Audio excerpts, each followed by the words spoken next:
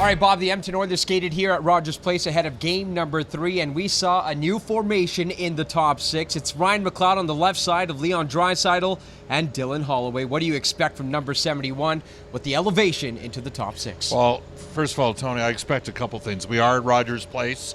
It's often been my thought that in the regular season, we have 18,500 GMs watching the Oilers because people know the game in oil country. They know the game. They know the game, but come playoff time, they become fans of the game. And I expect an electric atmosphere here at Rogers Place. I got to tell you, I thought relative to Vancouver, I thought both Dallas and, frankly, Florida's buildings were a little quiet.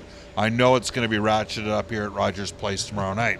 Now, on that note, Chris Knobloch talked about the fact that he wants his team to get to his game and with them to play with speed. And when I look at Dylan Holloway, I see a guy that's playing with courage. Like, Florida's a hard physical team. He ate some pucks along the wall to get pucks out of the zone a couple times, and the Oilers need more of that. McLeod obviously has had success playing with Draisaitl before. So they end up in a situation where you got Connor McDavid driving a first line. You got Holloway and McLeod flanking Draisaitl. I actually think that McLeod this year has probably been better on the wing than he has at center. And then on the, really what their third line is Henrique with Connor Brown and Janmark. And I think that Janmark has acquitted himself quite well every step of the way through the playoffs, and Brown has had a good playoff as well. So they've got speed there. Warren Fogle looks like might end up playing on the fourth line.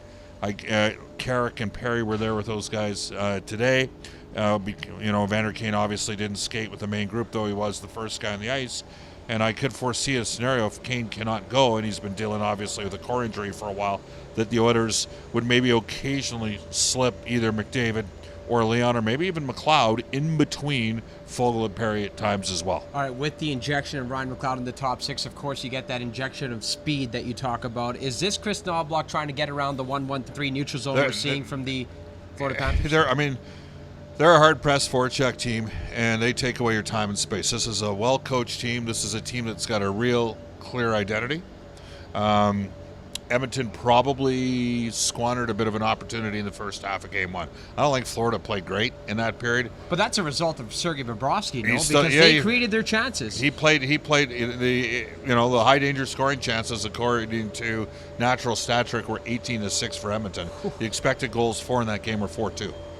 And it was a 2-0 game with an empty netter. So, for Florida, Edmonton needs to respond, and I think one of the ways Edmonton can get respond is by keeping their feet moving. And so I think that's part of the way. They got to get more speed up the ice on the rush, but they've also got to realize that Florida will try to seal walls when Edmonton's in their defensive zone. So in pucks, I think Edmonton's got to use the middle of the ice more, to be frank with you, Tony. Gotcha. I think that's part of it, is they got to be prepared to use the middle of the ice. Is that coming out of the defensive zone, yes. or more in the offensive zone? No. That's coming out of their own defensive zone.